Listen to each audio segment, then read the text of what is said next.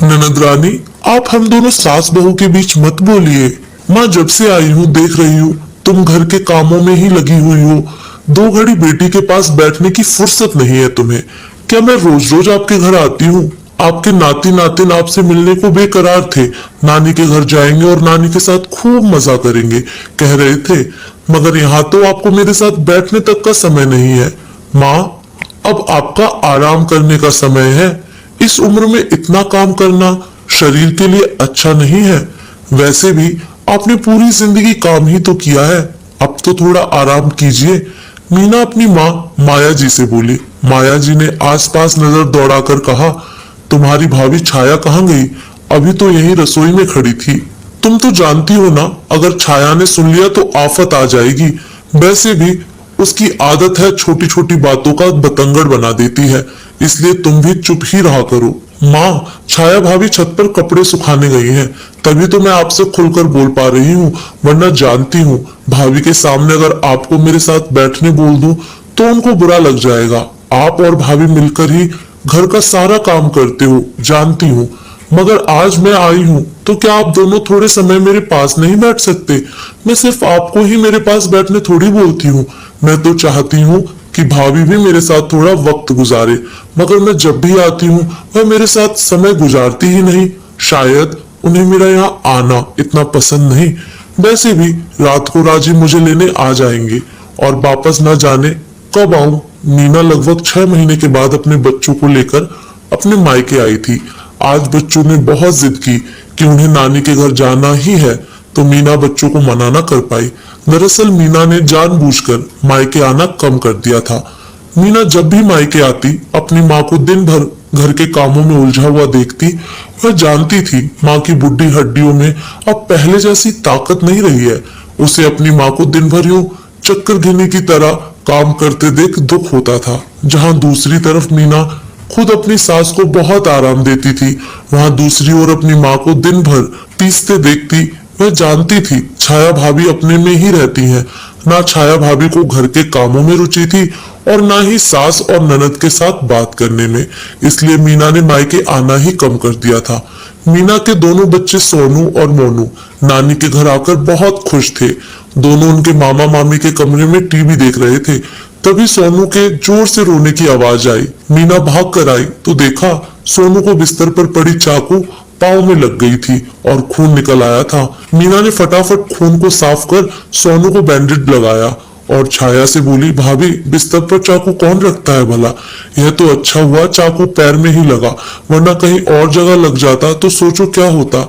छाया बोली, दीदी मुझसे ही चाकू बिस्तर पर छूट गया था, वहीं बैठकर सुबह फल काट रही थी। मीना बोली, भाभी वैसे भी आपका कमरा हमेशा अस्त व्यस्त पड़ा रहता है, आप कभी कभार अपने कमरे की भी सफाई कर लिया कीजिए। कमरा हमेशा यूं फैला कर रखना अच्छी बात नहीं है। बस मीना की इतनी कहते ही छाया भाभी गुस्सा होकर बोली, दीदी कहना बड़ा आसान होता है, जो काम करता है वही जानता है। घर में कितना काम होता है, खाना बनाओ, बच्चों को स्कूल ले जाओ, बच्चों को स्कूल से लाओ और छोड़ो, ऊपर से काम वाली बाई भी 1 महीने की छुट्टी लेकर गांव गई है, इसलिए झाड़ू पोछा और बर्तन भी हाथ से करना पड़ रहा है। मैं अकेली कितना काम करती हूँ, यह कोई नहीं देखता। यह सुनकर माया जी बोली, बहू मैं तुम्हारा सारा काम करवाती हूँ, फिर भी तुम सभी के सामने यही ढिंडोरा पीटती रहती हो कि तुम अकेली घर का सारा काम करती हो।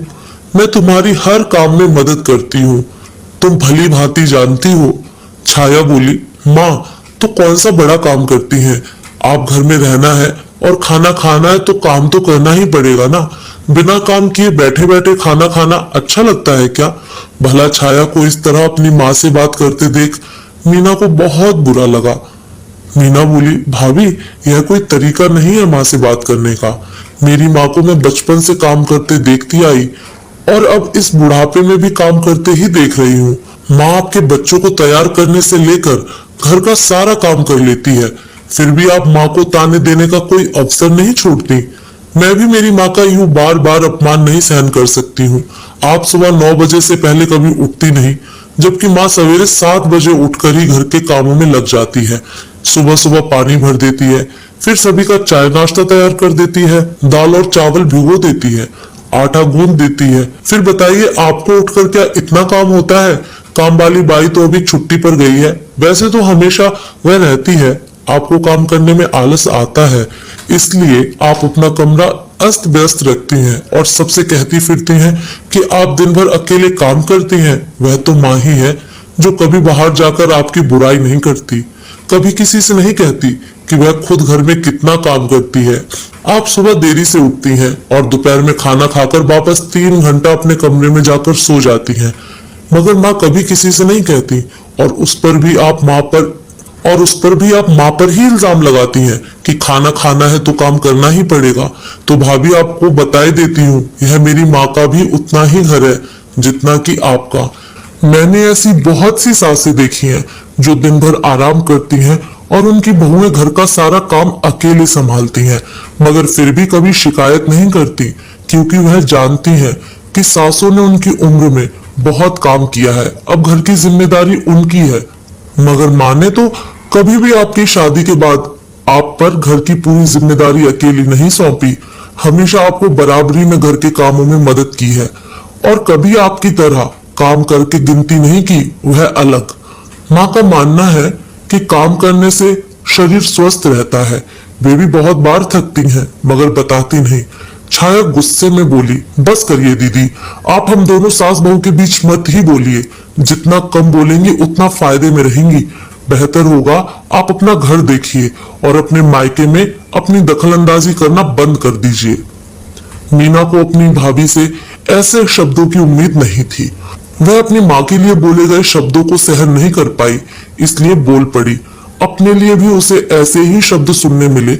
वह तो बस यही चाहती थी कि छाया भाभी इस बात को स्वीकार करे कि इस बुढ़ापे में भी माँ कितना काम करती है, हर जगह बस अपना गुणगान ना गाया करे, और वह भी झूठा गुणगान। माँ जब इतना काम करके भी मुंह से उफ तक नहीं करती, तो भाभी तो आधे से ज्यादा वक्त अपना सोने में ही गुजार देती है। अपना कमरा तक ठीक से साफ ना होता था उनसे, इसलिए तो आज मीना बोलकर बुरी बन चुकी थी। मीना छाया भाभी के इसी रवैये की वजह से वैसे भी मायके कम आती थी, मगर आज इतना कुछ सुनने के बाद मीना का मन ही खराब हो गया था। मीना उदास होकर अपने घर लौट आई थी, मगर भाभी के तीखे शब्दों को भुला ना पाई थी। मीना बस अपनी माँ को ही फोन कर बात कर लेती थी। उस घटना के बाद छाया भाभी ने ना मीना को फोन किया और ना ही मीना ने छाया को। वहां माया जी भी उदास सी रहने लगी थी। घर की बेटी और बहू में महीनों से बातचीत बंद थी। उन्होंने सारी बात बेटे अजय को बताई।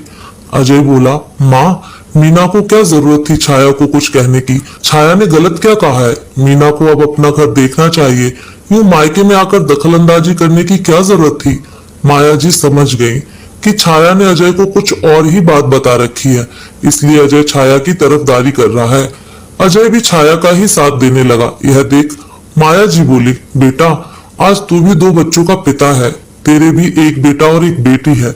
सोच, कल के दिन अगर तुम्हारे दोनों बच्चों के बीच कुछ गलतफहमियां हो जाएं, तो तुम उसे सुलझाने का प्रयत्न करोगे या नहीं? अजय बोला, हाँ माँ, जरूर करूंगा। तो बस मैं भी वही कर रही हूँ। माया जी बोली, मीना इस घर की बेटी है और तुम्हारी पत्नी ने उसे कड़वे शब्द कहे हैं। जैसे तुम्हारा अपनी पत्नी के लिए फर्ज बनता है, वैसे ही तुम्हारा अपनी बहन के लिए भी कुछ फर्ज बनता है। अजय को अपना भाई होने का फर्ज याद आया और वह बोला, माँ, मैं छाया को समझाने का प्रयत्न करूंगा, हो सके तो मना लूंगा कि वह मीना दीदी से माफी मांग ले। माया जी बोली, बेटा, मीना अपनी भाभी से माफी थोड़ी ना मांगवाना चाहती है, वह तो बस चाहती है प्यार के 2 शब्द जिससे उसका मायका बना रहे। हर बेटी बस यही चाहती है कि मायके में उसका सम्मान बना रहे, उसकी यादें बनी रहे। बेटी अपने ससुराल में कितनी ही सुखी क्यों ना हो, मगर वह अपना मायका कभी नहीं भूलती। आज उसे कितना बुरा लग रहा होगा कि इतने महीनों में भाई और भाभी ने उसे एक फोन तक नहीं किया। छाया माँ की बात सुनकर अपने कमरे से बाहर आकर बोली, माँ, आपने ही मीना दीदी को बहुत सर चढ़ा कर रखा है, वरना उन्हें क्या जरूरत थी पिछली बार हमारे घर के मामलों में बोलने की? उनकी शादी हो चुकी है, वे अपना घर देखे। यहाँ हम सास बहू के रिश्ते खराब करने का हक उन्हें किसने दिया? मैं कोई फोन वोन नहीं करने वाली, कहकर छाया वापस अपने कमरे में चली गई। 3 दिन बाद छाया अपने मायके जाने वाली थी। बच्चों की गर्मियों की छुट्टियां होने वाली थी।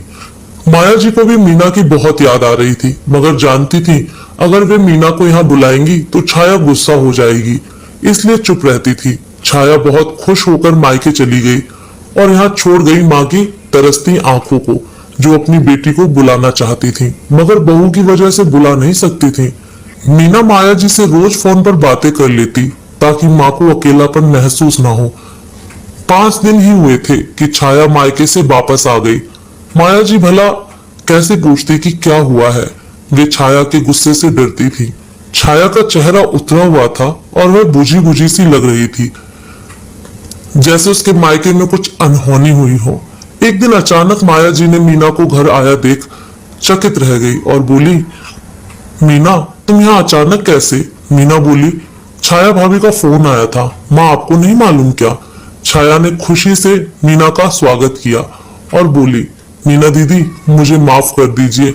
इस बार जब मैं मेरे मायके गई हुई थी और मैंने मेरी माँ को भी इसी तरह दिन भर काम करते देखा तो मुझसे रहा ना गया और मेरी भाभी ने इसका गलत मतलब निकाल दिया और मेरी भाभी ने मुझसे गुस्से में बात की। तब जाकर मुझे समझ आया कि एक अच्छी ननद कभी भी अपनी माँ और भाभी के भले के बारे में ही सोचकर उसे कुछ कहती है जिसे भाभी गलत मान लेती है। मेरे साथ भी यही हुआ। तब मुझे आपकी बहुत याद आई और मैंने यह फैसला किया कि मैं आकर तुरंत आपसे माफी मांगूंगी। मीना बोली, भाभी मैं आपसे माफी नहीं मंगवाना चाहती हूँ, बस आपको यह बात समझ में आई, मेरे लिए यही काफी है। छाया बोली, माँ मैं आपसे भी माफी मांगती हूँ, आप हमेशा मुझे हर काम में सहयोग करती रही मगर मैंने फिर भी आपकी कद्र ना की। माया जी बोली, कोई बात नहीं बेटा, देर आए दुरुस्त आए। हर घर में ननद भाभी की छोटी मोटी नोकझोंक हो जाती है मगर समय रहते अपनी गलत फहमियां दूर कर लेने में ही भलाई है, क्योंकि हर बेटी को अपना मायका बहुत प्यारा होता है। तो कृपया हर भाभी यह ध्यान रखे कि एक बेटी को कभी अपना मायका न छोड़ना पड़े और हर बेटी भी यह ध्यान रखे कि अपने मायके में ज्यादा दखलंदाजी ना करे। आपको कहानी कैसी लगी कमेंट करके जरूर बताएं। फिर मिलूंगा एक नई कहानी के साथ।